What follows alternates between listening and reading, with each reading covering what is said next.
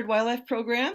We are starting the year off, and this is kind of cool because we have been doing our third Wednesday of the night programs for the Camano Wildlife Habitat projects since January 2003. So we have done them for 18 years, and this will be our 19th year doing that. So every third Wednesday of the month, we are here, except for last year was a little odd. We had our first time we had actually had a snow cancellation in January. We met in February, and then things got wild. So, but we're in business. We've got 4 webinars planned for the next 4 months, and then we'll see if we're inside or outside in at the blue building or not. Um, After April. So anyway, we're creating an island in harmony with nature, 1 yard at a time, with our Camano Wildlife Habitat Project. And the idea is that rather than just having a yard with lawn that's very sterile, is to do something to it. So tonight, Sarah will tell us how we can take our grass and change it into something that's habitat that's good for the critters, as well as an oasis for us in our yards. So that's real simple. It's providing food, water, shelter, and a place to raise young. And what's neat is that the food, water, the food, shelter, and places to raise young are all because of the plants we put in our yards. Even the water, to some extent. Our garden tour a few years ago had a frog in a great big leaf. And so, and the logs that are the nurse logs in our yards are providing some water as well for the insects and such. So there's lots of ways to provide these ways of habitat, and that's what we're going to learn about tonight. So there's also the idea of what we're doing is going into Puget Sound, especially living on Camano, when everything does get into the water. So by reducing lawn, growing natives, thinking about how we're using our water, eliminating pesticides, reducing fertilizer use, and how we recycle our plants all helps with the water, the habitat. And also the idea with the habitat loss. Habitat loss is a huge thing, and if we think about the Backyard Wildlife Project and getting people to certify their yards as wildlife habitats and making a community statement, then we're kind of linking yards, and that's the idea, that we link our yards and we restore habitats. Right now we have 970 backyard wildlife habitats on Camano. So if you haven't done it, or you have friends that haven't done it, then now's the time to let them know so they're in the first 1,000, and then we'll have another goal after that, of course. And it's simple to do. There's an application. You can find the application on our website at camanowildlifehabitat.org. You can also go to the National Wildlife Federation website and certify online. And I also stock them at the library. That's one of our demonstration gardens, and there's a little real estate type of box by our demonstration garden that has that. But you can see, if you can squint and look at this, that it's a simple checklist of how you're providing food, water, shelter, places to raise young. You're making a community statement. It's not a land taking or anything. It's just a personal statement of, this is what I'm doing to help with the wildlife habitat in my yard, and how that helps by having a lot of people do it, and we restore some corridors, and we make a community statement that we are living with nature and creating an island in harmony with nature, 1 yard at a time. So there are a couple of different signs you can get if you really want to spread the message. And there's the sign that we created to help us get to 1,000, because everybody will want this sign and they have to certify to get the sign.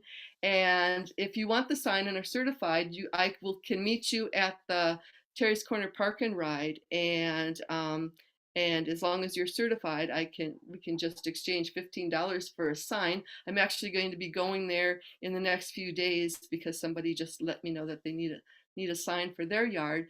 And when you do that, I get calls that say, well, I can certify my yard. Well, how do I get a sign? So then I give my spiel of food, water, shelter, place to raise young, fill out the application, and then you can join the cause so I can get more phone calls.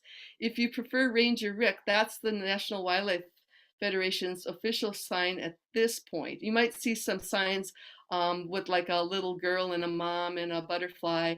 That's the original sign, and then there's variations. So this is the most current, when the National Wildlife Federation changed their logo. And here's the dots when we had about in 2009.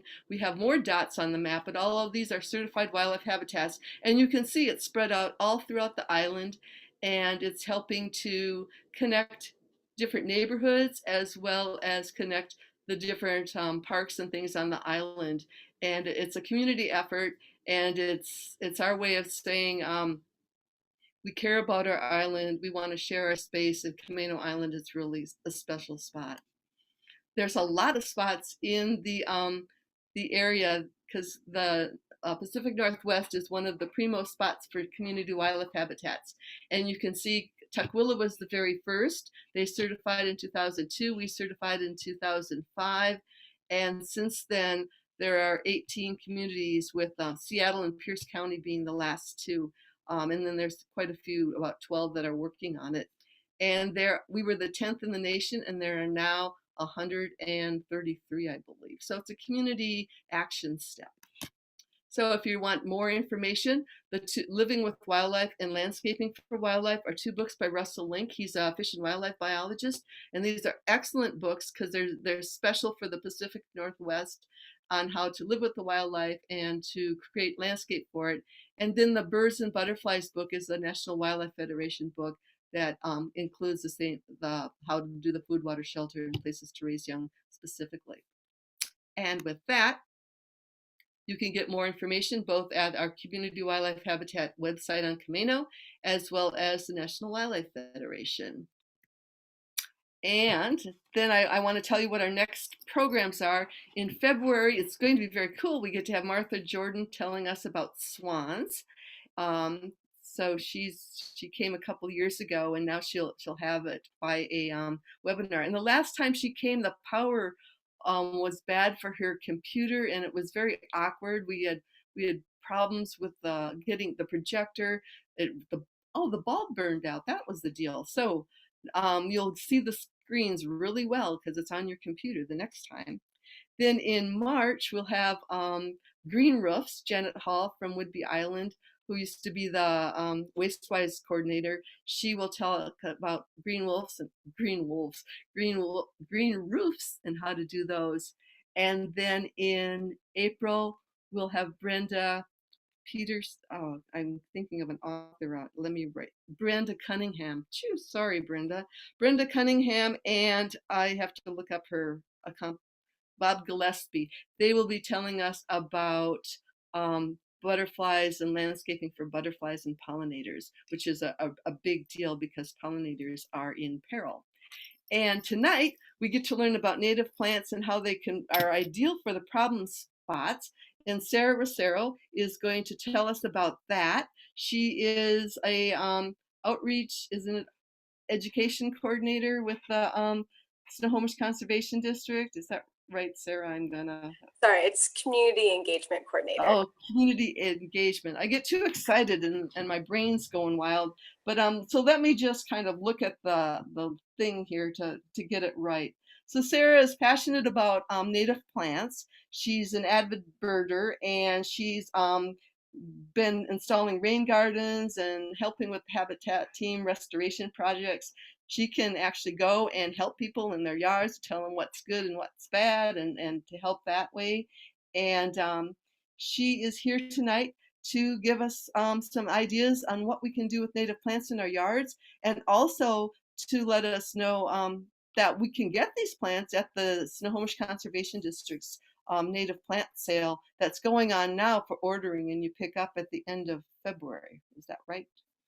So with that, I will stop talking, and thank you so much, Sarah. Welcome, and thanks again.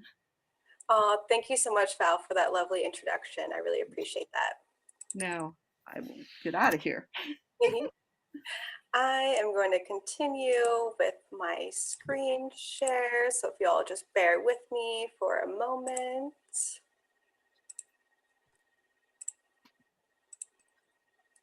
All right, perfect. So hello, I'm Sara Rocero. Really happy to be here tonight with you all. Really happy to be talking about plants. So as Val said, I've been working with the Conservation District in various capacities, doing rain gardens, habitat restoration. but landed very comfortably on the outreach and communication team at Snohomish Conservation District.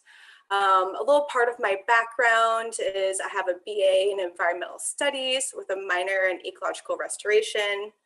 My true passion is ecology, just all around. I love how plants, animals, things interact with each other and their environments.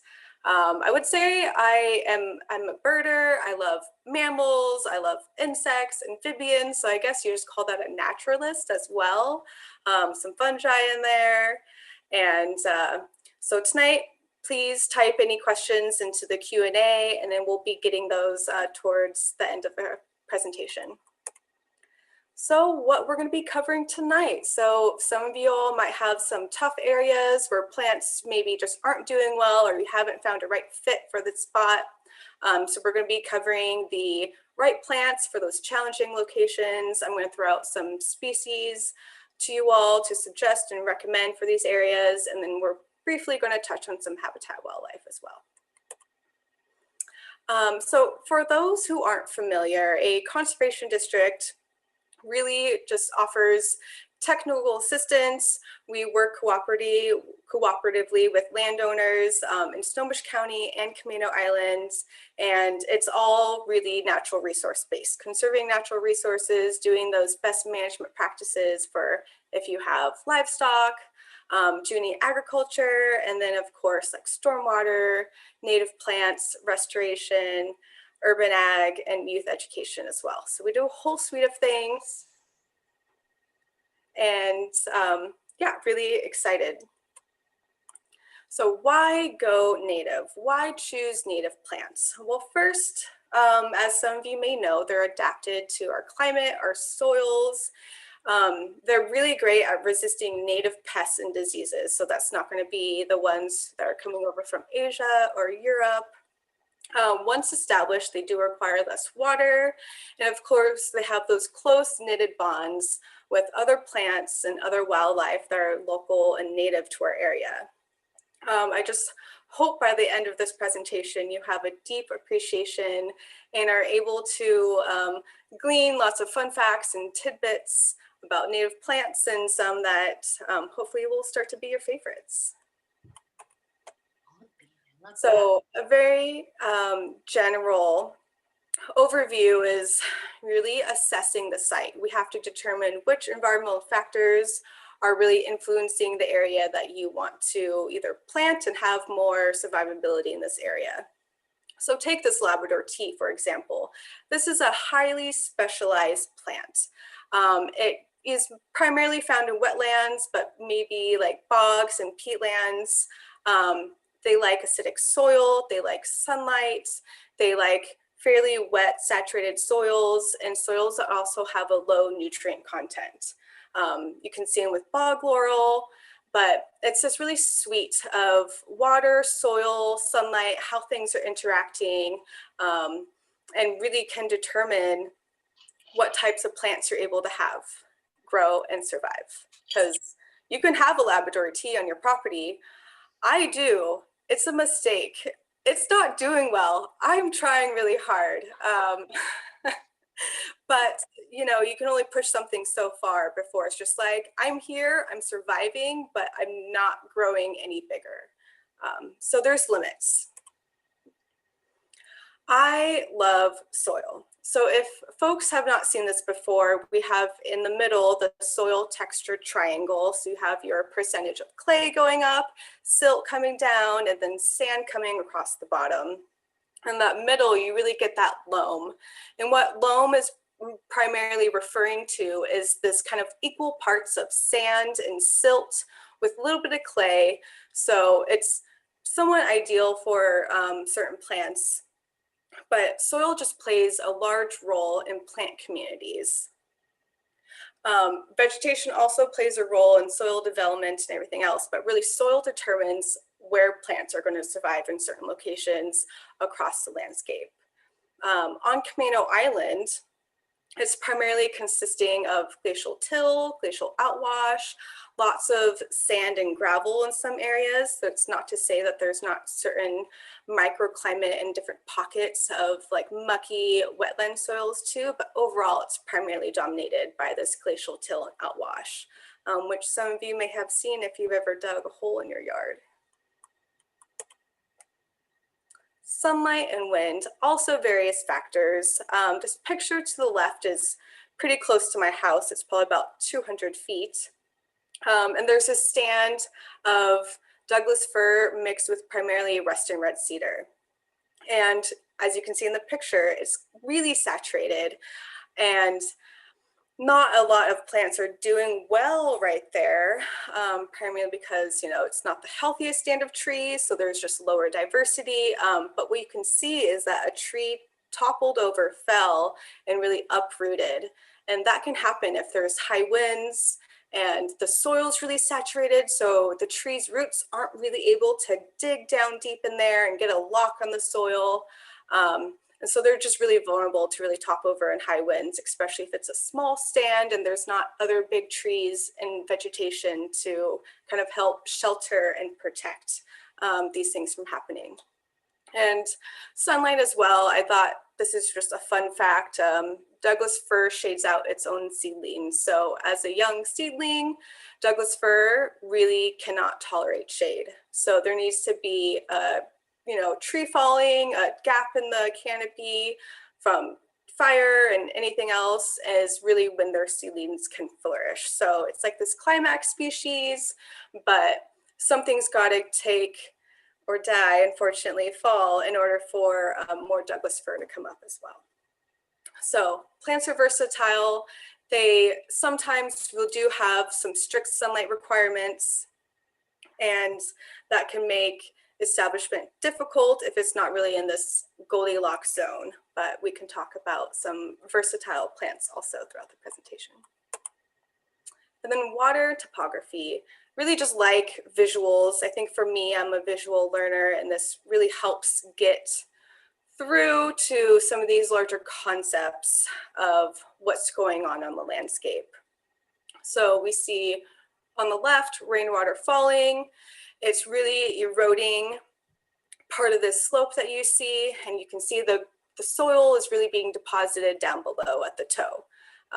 That's where the great soils are. It's going to be a little more moist there, and then along the slope, you're just going to not be having great soils because it's getting eroded from the rain.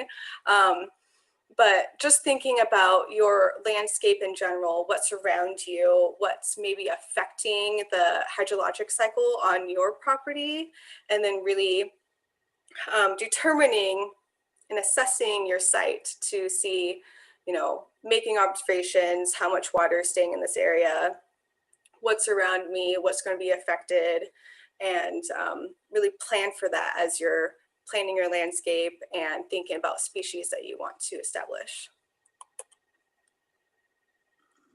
So jumping into it, we're going to talk about wet sites first. A lot of this is dominated by soil with a lot of clay, organic matter, and hydric soils as well. The picture to the left, you can see that skunk cabbage or swamp lantern, however you like to refer to it. And it can really be an indicator of what is happening down below. It's really only found in wetlands. So most vascular plants have some sort of wetland indicator status. And so that determines how often it's found in a wetland. So skunk cabbage is an obligate wetland species, meaning that 99% of the time you will find skunk cabbage in a wetland. And for example, salmonberry is facultative. So that means about 34 to 66% of the time, salmonberry will be found in a wetland. So I feel like those tools can be helpful if you have the time to really find out plants' wetland indicator statuses, to really survey what you have growing, and then that might help provide you those details with maybe what's going to do well there too. If something has same status and really similar environmental conditions, it can really help you plan for that. Another one of my favorites is Pacific Willow. It has the new growth is yellow when all the leaves are gone. It's just really aesthetically beautiful. So these saturated soils can be hydric, which just means that more often than not, they're either permanently or seasonally saturated with water.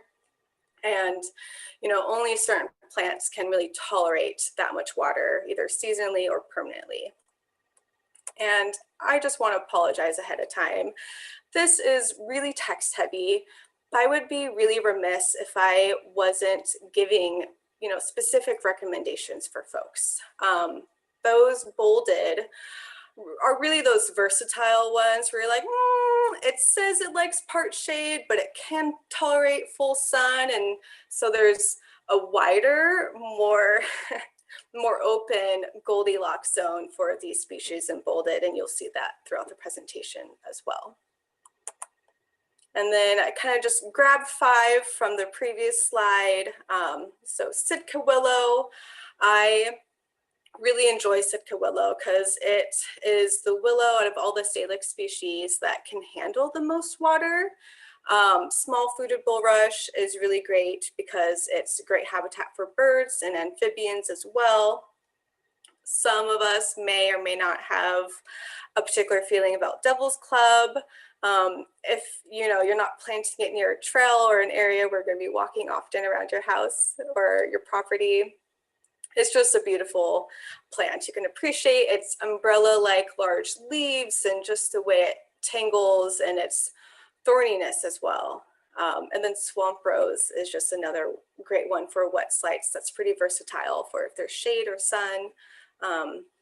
And although Devil's Club does prefer shade, a lot of these species are pretty versatile. And the dry sites. So some of you all might have that sandy, rocky soils, and so they're well draining, they have more sand and less clay, and sometimes less nutrient content as well, because as water goes into the soil, it kind of does tend to leach some of those nutrients. But this isn't too far away from Camano. We have these rocky outcrops where there's some yarrow and nodding onion and lots of sedum species. But these are very specialized for these rocky, dry areas and can really persist and do well year round, as we've seen in certain areas. If you've been hiking and going around these areas, bluffs and whatnot. And another heavy text, but we have some more plant suggestions. Sorry I didn't mention this earlier. This is going to be recorded and then put up on Camano's, the Wildlife Project, the program's YouTube page, and then it's also be on the Conservation District's YouTube page as well. So please don't cramp your hand trying to scribble these all down or take screenshots, but you will be able to view this information later. And so again, just kind of plucking some of these out. Mock orange, Indian plum, salal, beaked hazelnut are all these really specialized. Some of them can tolerate some moist soils, but they primarily like it dry. Indian plum can survive in the sun, but it does prefer and does a lot better in shade. And then beaked hazelnut, also known as beaked filbert, but just a lot of wildlife benefits with these plants. Same with salal, delicious berries. Berries can be used for dye. And, thinking about flower colors as well, mock orange, Indian plum, they're both white, so they're going to be attracting those pollinators that really do like white flowers. And then beaked hazelnut with its catechins, it just all around, you're getting that cover, you're getting the plants to, really establish in these dry areas and build some understory. So if you want to kind of go with layering, then you're going to have an ability to really get some dry site plant species for the ground cover as well. And slopes can be difficult and, you know, a little scary, especially if you have a bluff and you're just not trying to maybe rappel down. Sorry, kidding aside. Please seek guidance when planting on a slope. It's really tricky and really trying to reduce and limit soil disturbance. You don't want to just dig this big old hole from this, you know, 5-foot potted plant that you want to plant here because you think it's going to, you know, maybe establish roots faster, and maybe that's the case, but moving all that soil just really is going to compromise the integrity of your slope. So please contact someone or contact the Conservation District. We can provide some guidance. But what folks will tell you is that if you do want to plant and it's not dangerous to you to get on the slope, to be able to put some live stakes in, that's why I like this figure on the right, is using live stakes. So it's just like a hardwood cutting, and I'll get to this on the next slide. Sorry, I don't want to get ahead of myself. But using live stakes really helps establish roots first. So all of that energy is really going to go into the roots and get into that hillside. And I think using live stakes at first is great for root establishment, but you don't only want to have deciduous trees on your slope.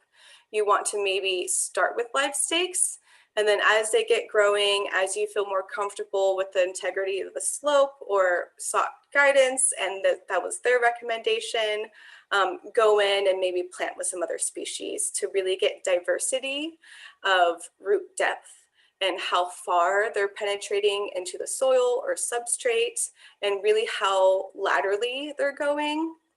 Having a greater diversity with different plant species on slopes is going to really pay off in the long run.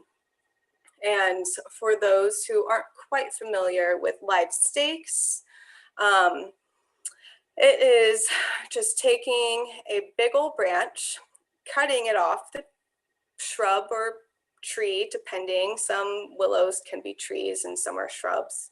And then it's cutting off all of the other branches and twigs, and you're going to be just left with this thick, long stick that you're able to plant into the ground once, you know, March and April come along.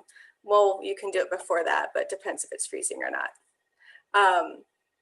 But so we have a couple pictures here. The one to the right is at Centennial Park in Bothell. So one of our ways to suppress reed canary grass was really just live staking this whole area. Diversity, we have, you know, Sitka willow, Pacific willow, black twinberry, red osier dogwood. I'm just naming the plants on my next slide. Sorry about that. But so salix species are always going to be great for slopes. Grand fir and Douglas fir also really particularly good. Grand fir has a moderately deep root system. And so just doing some background research, like, okay, well, I kind of like these 3-4 species, and maybe kind of look up how deep the roots go and kind of what their root system entails, and see if you can have some of that diversity going in too. But Douglas spirea is also a good one. And then hope you all enjoy my little live stake icons, but just wanted to indicate some of the species that you can use for live stakes. And I just want to say, like, snowberries, more experimental. It does work. It just doesn't work as well as salix, the willows. But ones that I didn't have on here just for room and whatnot, red alder is a really good using for live stakes, and black cottonwood too. But they seem to be the less popular species. Folks don't love working with them, which I understand, but for slope for, helping with slopes and soil stabilization, that's really going to be helpful. So if you don't mind those species, those are great ones to get a hold of, to just pop right in the ground and really start that root growth. So some of the species that I pulled out from this one, it's that Douglas spirea, that vine maple. Kinnikinnick is a great one because you can get some little potted ones and just stick them in, and they're just going to keep spreading and really helping. And of course, sword fern, that should be one that we often see if we're out in the forest and walking around and you see this big, huge ravine. Pretty likely it's going to be dominated by western sword fern. Vine maple is another good one. I always would hear that vine maple is just this really shade tolerant, very not sunlight tolerant, but it does do well both in shade and in the sun. And it could just be tricky. Some plants just don't like the spot they're in. And if you plant the same species again and again in the same spot, maybe you'll have luck. But, it's always those difficult situations, and why maybe some of you are here tonight. Mm-hmm.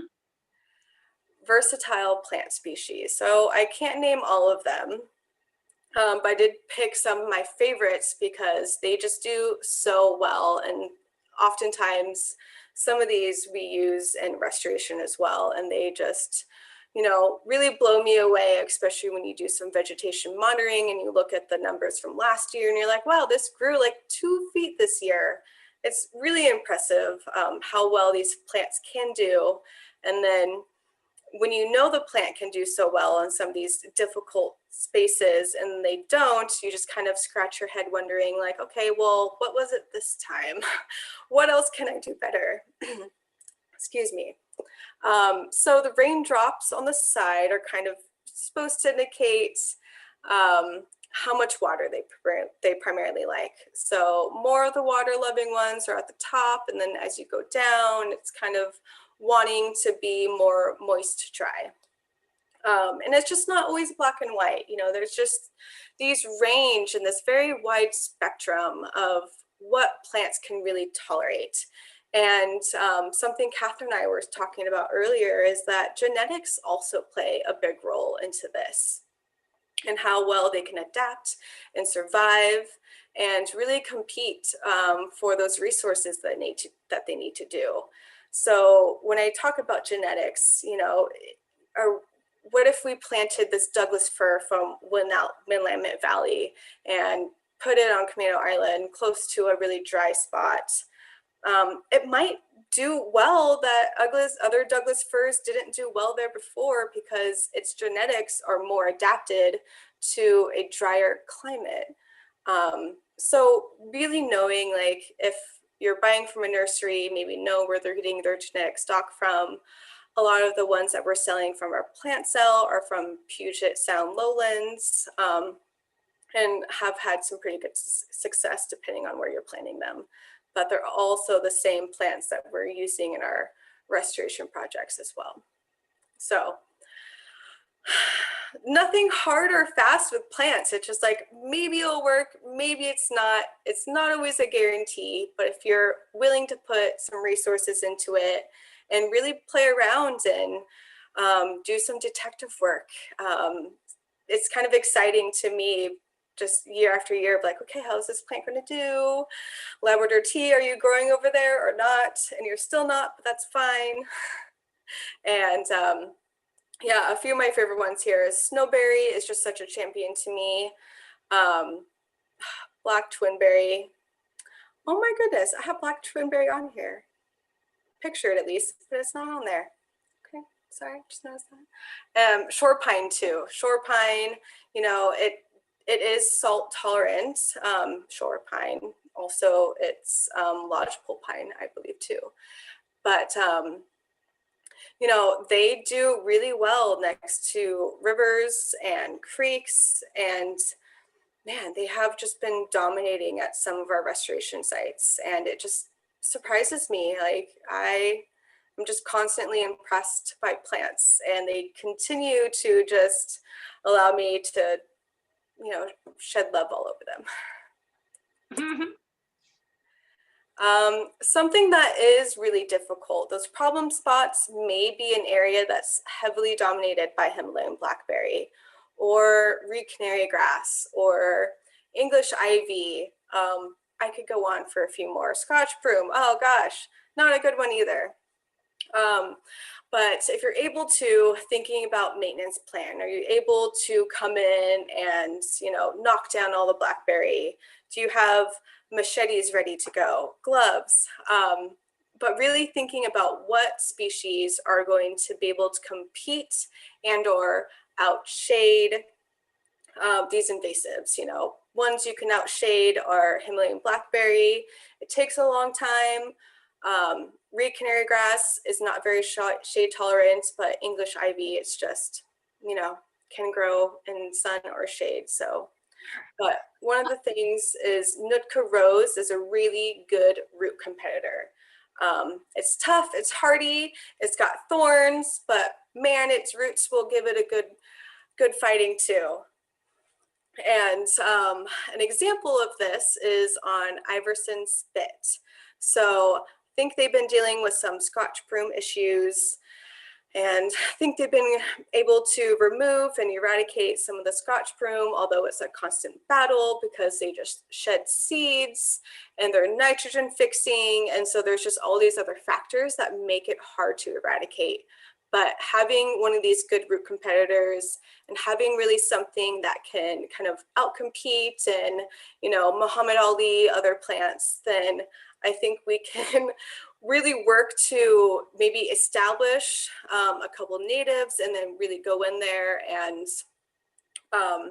battle it out once we have more diversity. And having more diversity creates a healthier ecosystem, which is going to be more resilient against invasive plant species.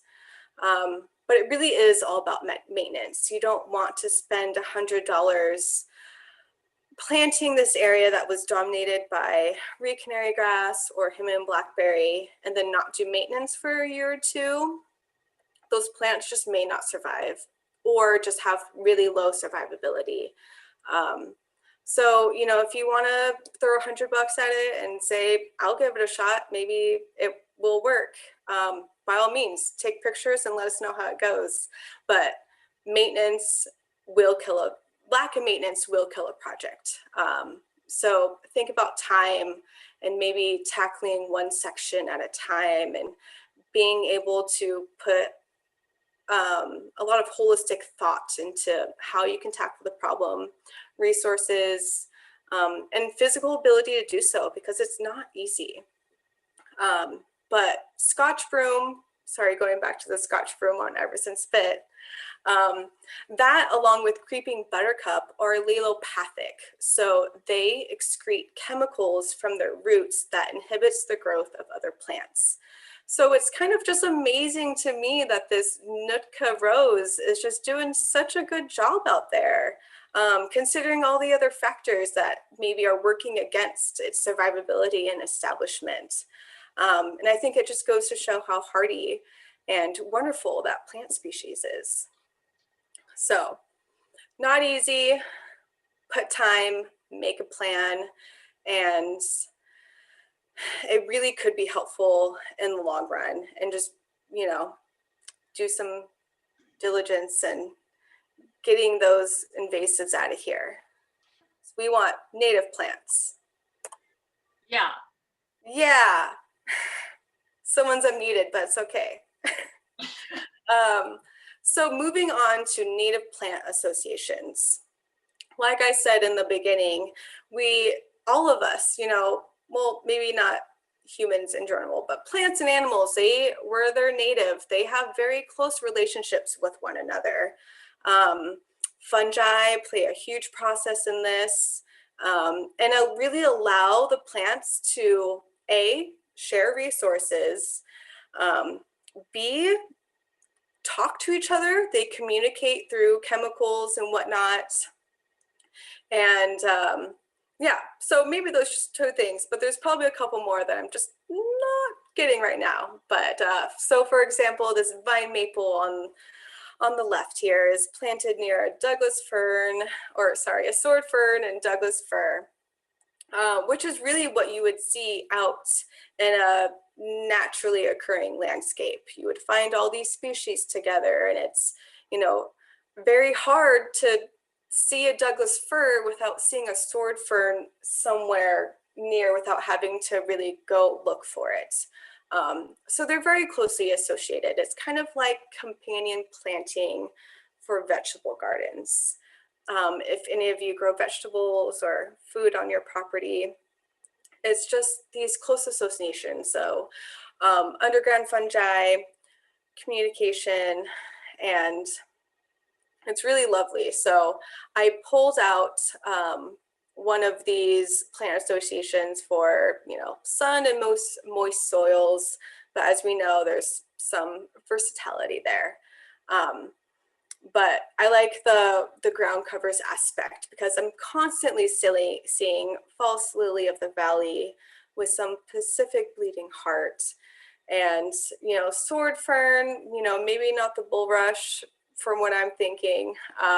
But yeah, just going through and kind of like getting an idea of what plants are closely associated, and that is really just going to enhance your property, and it's going to help you and help your plants really establish and survive in the area where you're having difficulties, maybe keeping plants survive or just not knowing, you know, or thinking like this is just such a dry area, like what could ever survive here? And trust me, plants are incredible. They're incredibly adapted to our climate, to these soils, and it's only, you know, toxic brown fields where you find maybe a few species of grasses, but grasses are still persisting, and then other species are going to come. It also kind of just reminds me of how plants are colonizing an area. So, you know, sometimes you'll see willows or just alders in the beginning, and then they're setting the tone, they're setting the stage, just like an opening act. You know, the red alders, the opening act, and then, you know, maybe Bruce Springsteen, since Val said that she liked Bruce Springsteen, is the center show.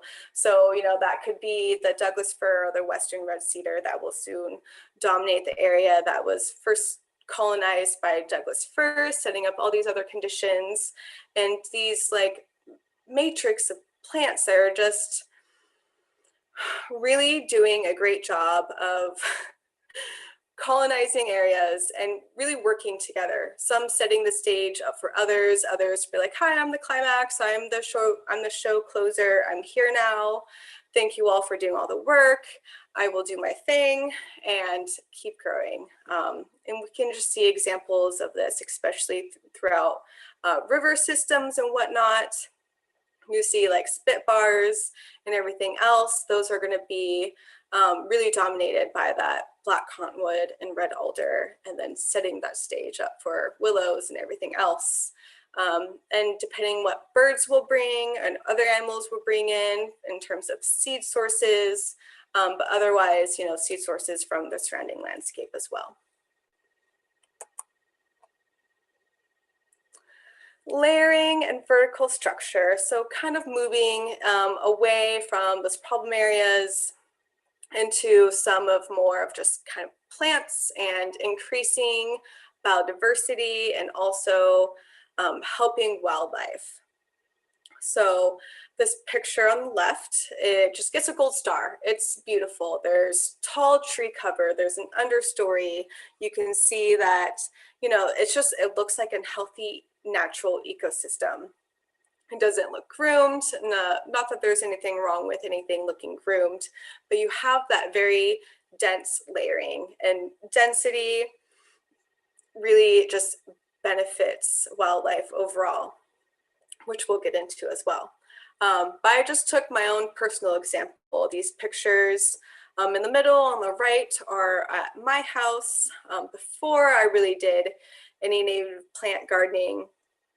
And lived in the house for a few years, so it took me a while to kind of come up with a plan, like what do I want to do? I sat on it for a while and really determined, like, okay, well, sick of seeing this fence all the time, so let's just plant some plants.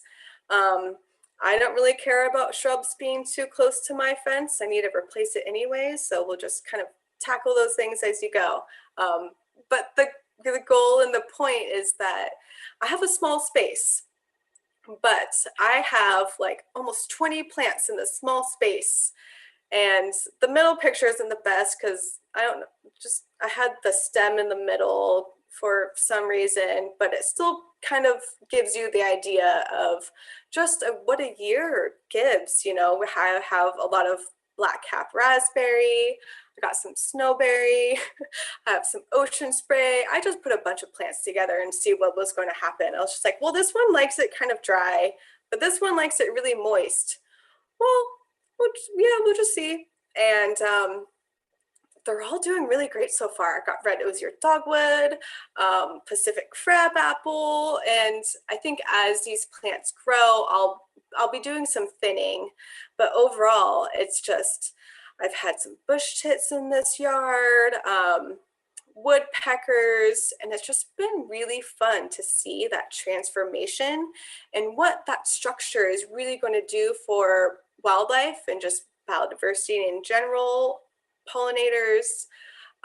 So I just, not a challenge, but I urge you all to kind of play around and really plant something where you're just like, I don't know if this is going to work, but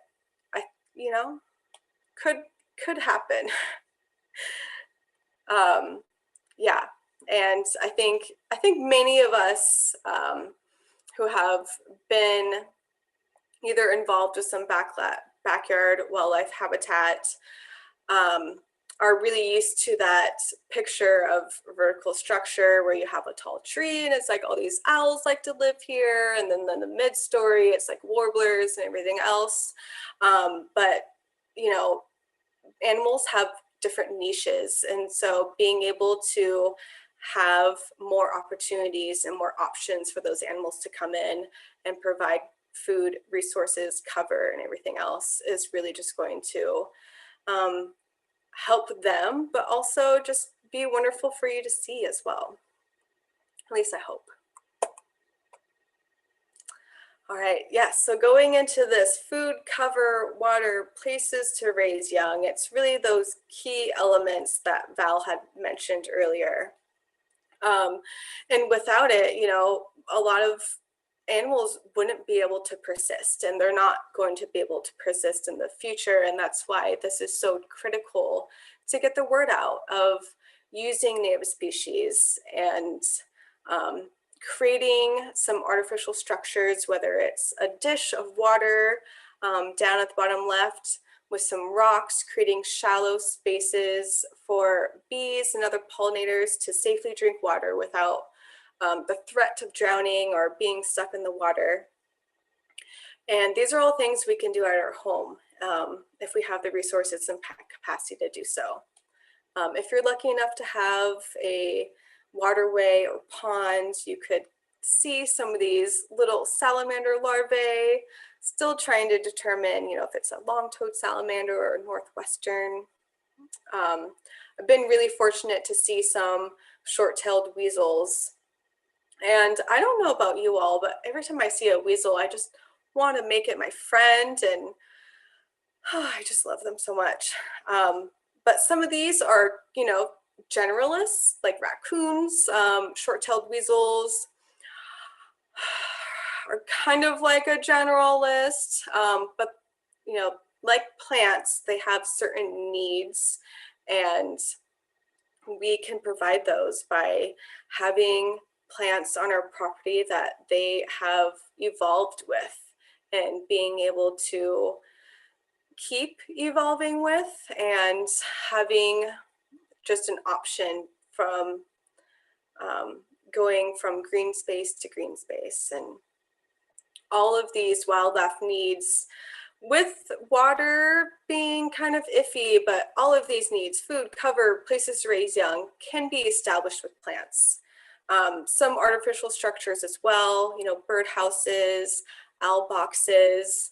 I think owl boxes and just some of the nest boxes in general for birds can be pretty important because we have less snags than we do or than we did historically. And they just need those places to really raise those young and keep the next generation of bush tits or bush tits don't use nest boxes, but swallows or, you know, northern saw-whet owls. Those are the ones who need the nest boxes and more places to raise those young. These animals are great. I love them.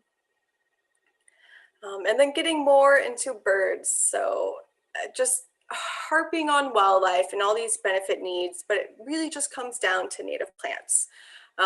Able to provide these healthy spaces for wildlife, and then to kind of quote and somewhat paraphrasing, but maybe a direct quote from Doug Tallamy, 90% of terrestrial birds feed insects to their young. Even if as adults, they don't eat insects. And so being able to have various habitats where insects can persist, and then those birds and other wildlife can feed them to their young. You know, bush tits love gleaning and do so in flocks this winter. Insects off trees and everything else, trying to get some seeds. And at this bottom picture here, we have a barred owl, and you can see above it is a Steller's jay. And I think my favorite part of just being able to provide habitat for wildlife is seeing them interact. So what was going on here was the owl was just sitting there minding its own business. But of course, if you have heard Steller's jays before, the jay's like, hey everyone, there's an owl over here. Hey everyone, there's an owl here. Come look, there's an owl. It's just being so incredibly noisy and really endearing because the owl could easily just eat it, but it's just kind of hanging out. He's like, okay, well, there's two of you jays and y'all are making it pretty hard for me to just keep resting here. I just love seeing those interactions, and it just makes my day. Even just seeing like two northern flickers do their like little wicka wicka wicka wicka sounds together. I think it's part of like a courting that they do. And then even just seeing at the bottom right, if you can find the bird, can you find the bird?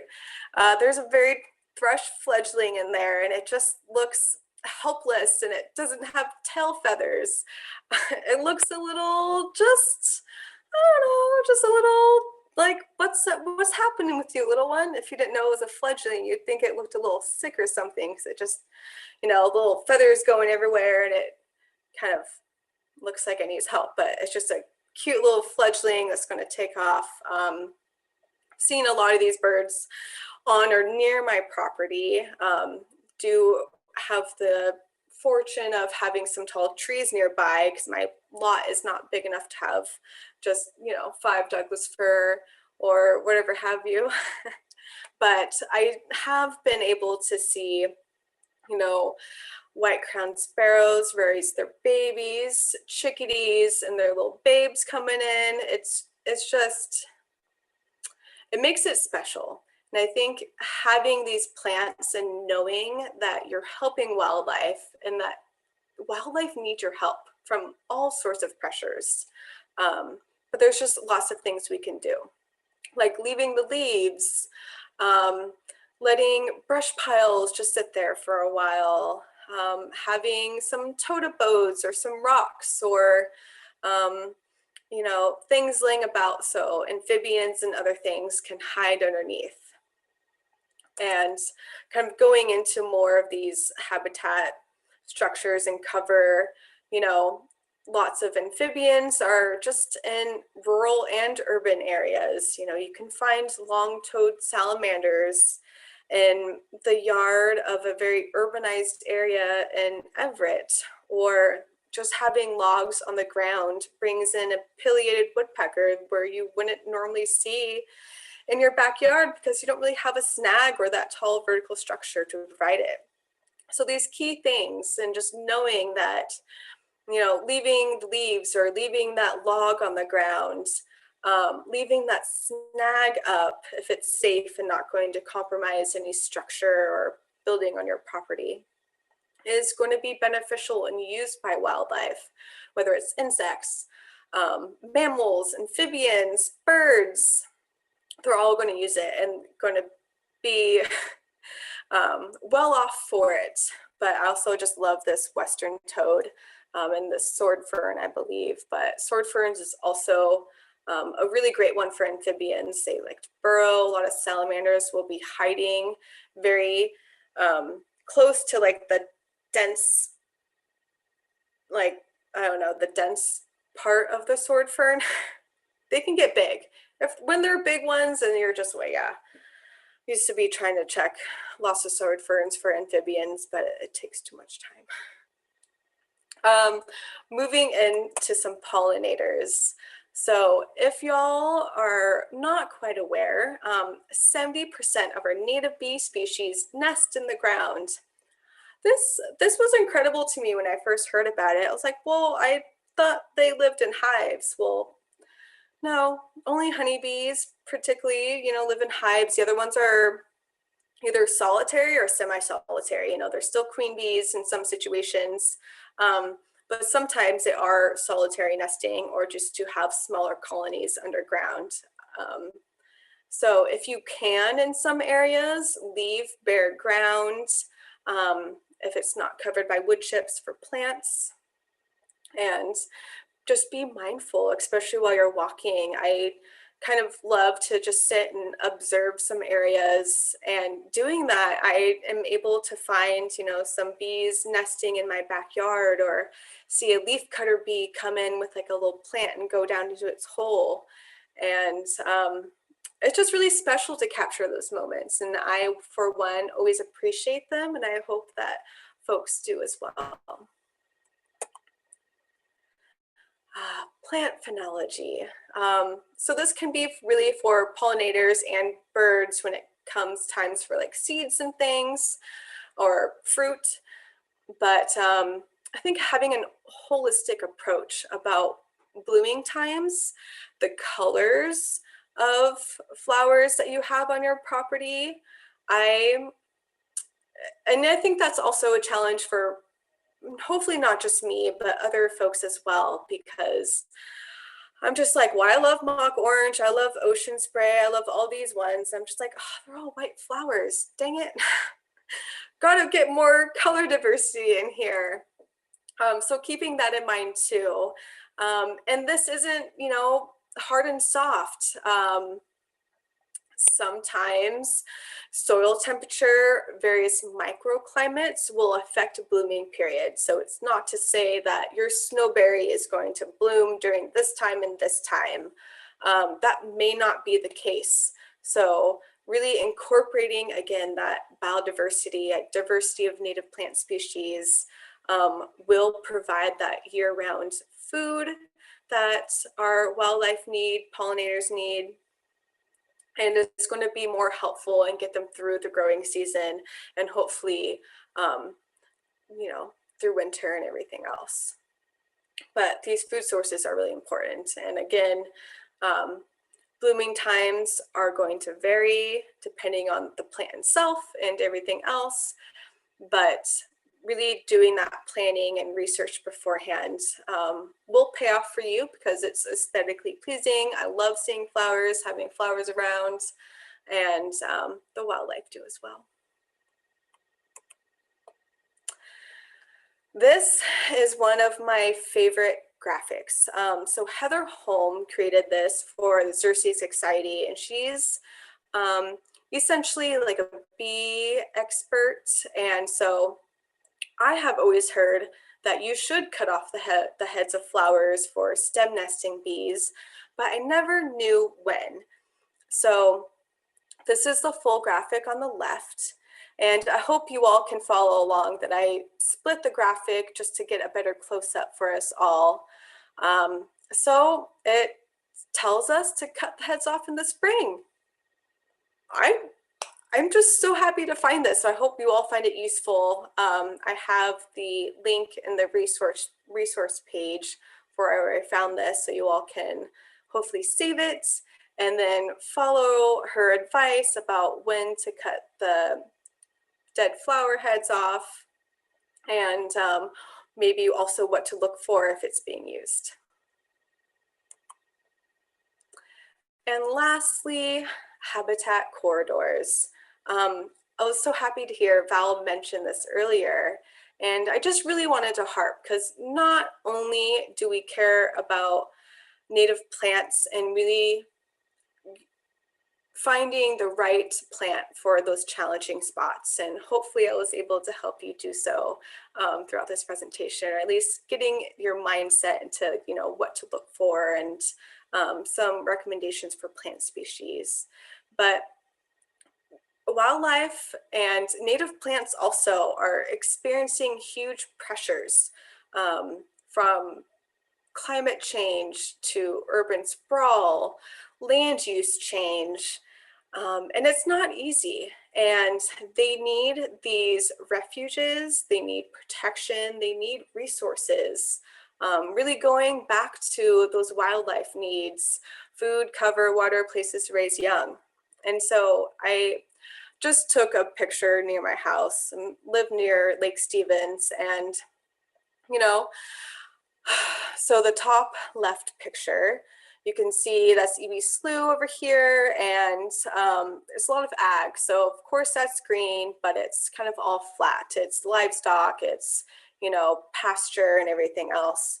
And then you can see the urbanized areas, and there are patches of green, but that's primarily because A, it can't be developed because it's part of a waterway system. Or B, it's just like a large school or park that has some greenery. So could you imagine if every house had native plants? Like, I get excited just thinking about it. Starting off small with some lupin in the front yard. This is my serviceberry in the backyard. I was just want to get this message across and really inform folks that these green spaces are really all they have left. And we're continuing to really hack away at them and develop more. And so we don't want to always continue to go outside of the urban sprawl, but we also want to make sure that what we're doing inside of our urban sprawl areas is going to keep being beneficial and keep persisting and helping plants and wildlife.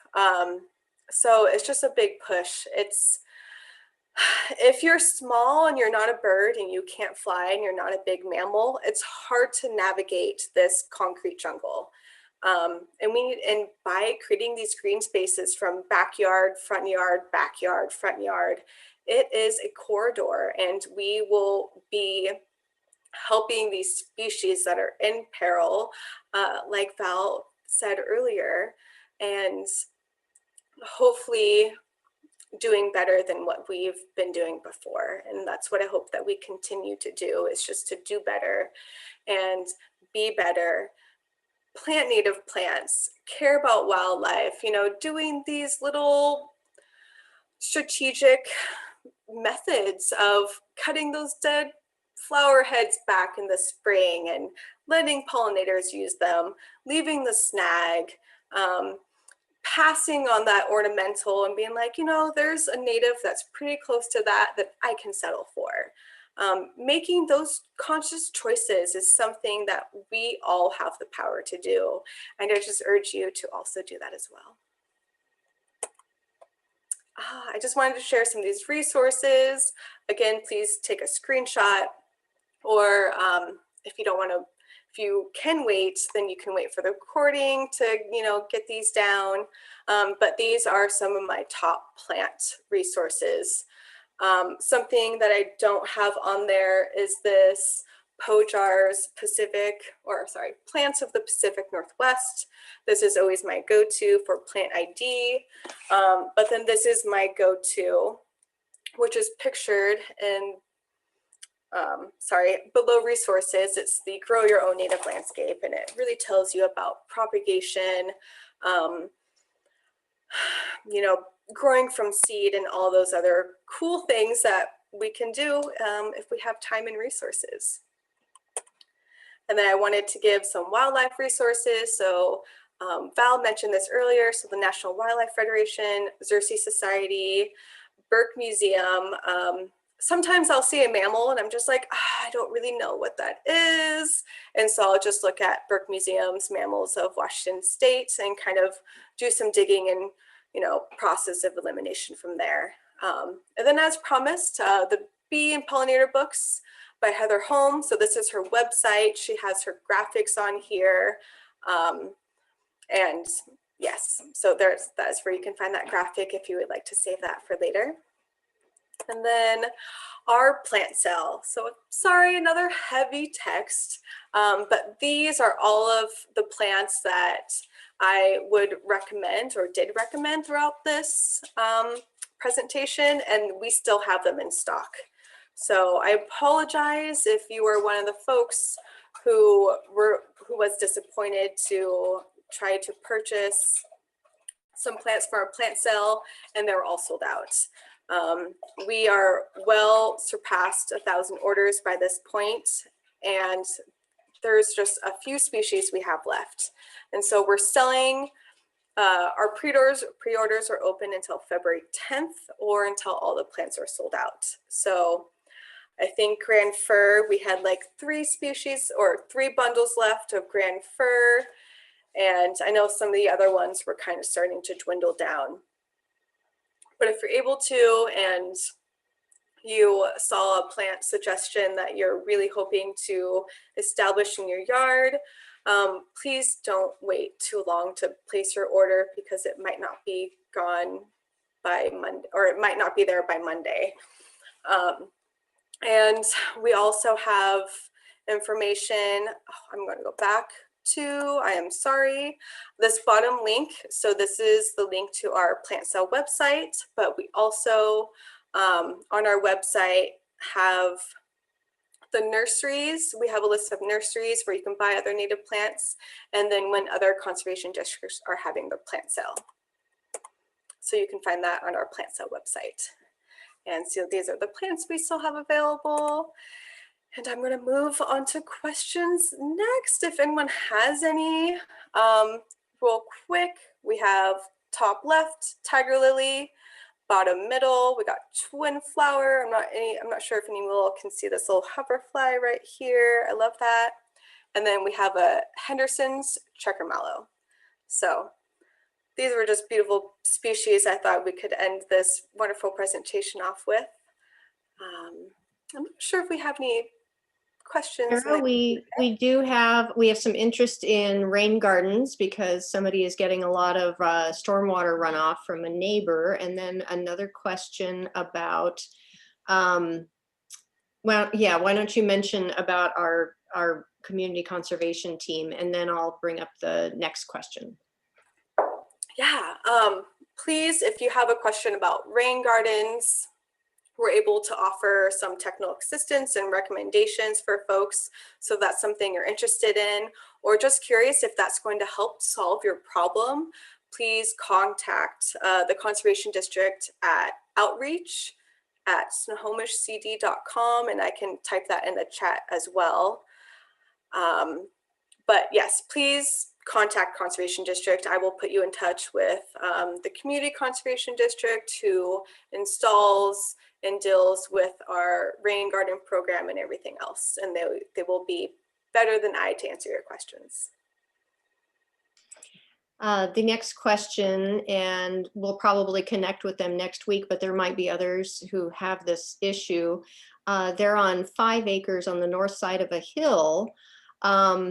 The previous owner put in lawn and pasture out back with a lot of slope. It's been very dry in summer, and they're having trouble keeping everything alive without watering it regularly all summer. Can they terrace? Are there some specific suggestions that might help people in that situation? Oh goodness. It's one of those situations where I kind of have to almost see it for myself. I wonder if you're able to type what types of plants that you had established there. And there can just be multiple factors going on as well. Grass is actually pretty bad for plants. I think Kevin Zorbist from WSU Extension did a study on this, where if you have grass planted or just near some of your taller story trees, they actually just suck up so much water and they take away from other trees and plants. So I don't know if that's part of the problem. And, you know, yeah, I think I'm kind of curious if you had planted anything else, what didn't work. And if you could even provide pictures, that would also be wonderful. Okay. That person we can contact them. They provided us with contact information. Another person has a question about how to live harmoniously with mountain beavers. Oh gosh, that is not my specialty. We get this question a lot, and it's really, I could put you in contact with the Washington Department of Fish and Wildlife biologists that might be able to give you better answers. They dig, they love native plants. Without caging off a whole area, it's pretty difficult to discourage them from being on your property. Yeah, it's a really difficult one. Folks do struggle with mountain beavers, and it's not fun, especially if you have soft soil. They love it. Okay, so I'll follow up with that person and ask them if we can send them the links to the Washington Department of Fish and Wildlife and how they can get in. Oh, interesting. Okay, so Roxy is just letting everyone know that the Skagit Audubon meetings, there's one coming up, or there was one on the secret life of beavers. And I don't know if they covered mountain beavers or if it was, you know, the beavers, you know, the dam building beavers. Right. Yes. I'm not, oh, let me look. There's one more question here. A great one. How can we improve our soil? What are some of the best practices for improving soil? Yes, I'm so happy this question. I should have touched on this, but I was just kind of thinking about plants, but arborist wood chips is going to be, without spending a lot of money and doing all this tough soil remediation, that is going to be a good go-to. You could do the long wait route by, you know, doing a free chip drop and trying to get chips that way. But what wood chips are going to do, and please don't misunderstand, I'm not talking about like that beauty bark, but actual like wood chips, that is going to help your soil in so many ways. It's going to protect your soil by really allowing more soil moisture to retain there. And then it's going to be a slow release of nutrients to the soil. And then it's also going to just protect against like weeds and whatnot. So if you get some chunkier, thicker wood chip pieces, some of those seeds will not be able to persist and they'll kind of get lost in the wood chips. So the recommendation is about like 6 to 8 inches of wood chips. It sounds like a lot. It really does, and it is a lot, but that's going to be your best bet for really, and it's a process, right? Because it takes thousands of years for like a couple inches of soil to form, but that's going to be your best bet. Otherwise, you can try to inoculate it with fungi. I know some folks do that in case if they think that Previous homeowners used a lot of herbicides or pesticides, and a lot of the microbes in the soil are just no longer there. So inoculating it with some sort of fungi to help bring back those mutualistic and connections that the soil and fungi and plants all have together. Okay, I'm not seeing any more questions right now. A follow-up question that on building soil though, I think this came from the person who has a slope. What do you recommend for mulching a slope and how to keep it on the slope? That is a good question. I would probably not something I have a lot of knowledge about, but I know some natural landscaping fabric or coir is useful. I just don't know the research behind that. I don't know if that's going to be more helpful or not, but I know some natural landscaping fabrics, something that's not, artificial and will break down.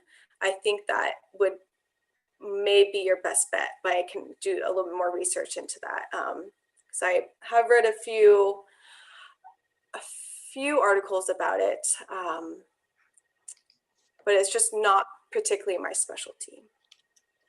Okay, we do have, that person did send us their contact information, so I'll make a note that we can follow up with them. Maybe Derek might have some suggestions, or one of our other colleagues. And then Nina has her hand raised. Yes, my question is for slopes again, because that seems to be an ongoing issue on Camano Island. You had suggested that we seek guidance for establishing something to hold our slopes in place. Who would we contact to seek guidance from? Yeah, it does depend on how steep the slope is, but you can always contact the Conservation District, and there's other, depending on the slope, there's other geotechnical engineering services that also may be able to help you just determine the integrity. I don't want to recommend to anyone to, plant this big old tree here, and then you do it, and then something horrible happens with your slope. That's not what we want. So we're always just very cautious when it comes to planting on slopes and providing guidance. But that is still something we can do. And it's always best if we're there to kind of take a look at it for ourselves, see, just how steep the slope is, and then what other vegetation is on the slope to be able to provide the best recommendation. So then would that be the outreach at snohomishcd.org? Yes, ma'am. To start with? Okay, great. Thank you. Yeah. We have two more questions about wood chip mulch. First of all, are there any kinds of wood that you should not chip up? We have some large Scotch broom. Is it okay to chip it up? I would not. No, I hang Scotch broom to dry just to make sure it's dead. I just haven't seen any science behind that it's not. I don't know, because it's allelopathic, so it does have the chemicals in its wood that might still leach out and not do great things with your soil or other plants. I would steer away from Scotch broom. Hardwood is great. Of course, cedar is going to be the best bet. That's going to be the highest quality, the longest lasting, and it smells delicious. And it just has really great fungi properties as well. Always lots of good mycorrhizae with cedar chips, which also provides more benefits to plants. And along those lines, another person says, I have a lot of wood chips, but what is the proper way to use them? They say it's mostly full of fungi and mold.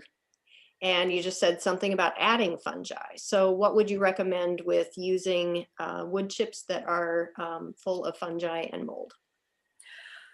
First, I would say when you move them, because of the mold, I would wear a mask and just be very careful, because those spores, you can breathe them in, and you just always want to be careful.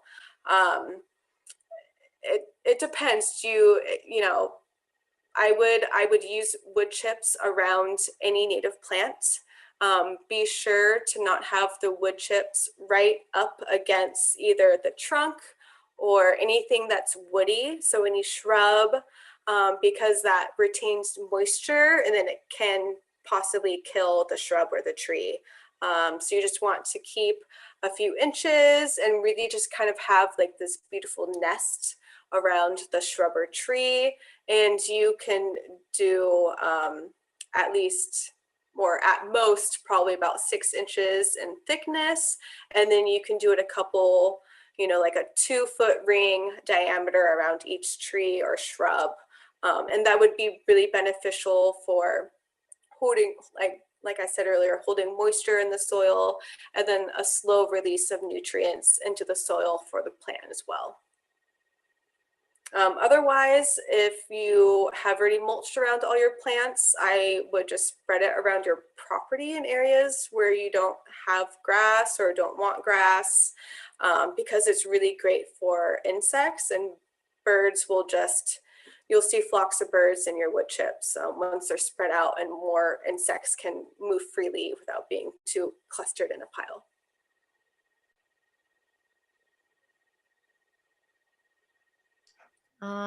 Let's see here. Just a reminder from Roxy that Scotch broom seeds last for years in the soil. So if you live on Camano, you can take it to the transfer station for free. Although I think that it depends on who's working the transfer station. They may or may not say, okay, tell me what this is and show me that that we are supposed to take it for free. Not all the people who work there know all these plants. And then another question is, can one use peat moss instead of wood chips? You could. I would not recommend using peat moss, only because it requires you typically to buy it, and it's a finite resource. And so I don't encourage folks buying peat moss, because it's being taken from, it's a natural resource that's being used by us and could be used or just stay in the ground. So it's a finite resource, and it's usable. Folks buy it. I just don't recommend buying it. I'm sorry. Let's see here. I'll give it another moment, but I think we may have gotten through all the questions. Excellent questions, everyone. Thank you so much for, oh, we got another one. Yay. All right. Would you recommend cedar animal-friendly hog fuel? Absolutely. That's one of the primary things we use at the district for rain gardens or anything that's getting wood chip mulch. So that's kind of one of our go-tos. It's big, it's chunky, and that's going to be best for if you're using wood chip mulch. Or sorry, I don't like using the word mulch because there's different terminology for things, but sorry, wood chips on slopes, because it really binds together, and especially with water flow. So they're the best for rain gardens, and I think that would be a great alternative for the slope as well. But yes, animal-friendly hog fuel is fantastic. Great. All right. Are there any other questions?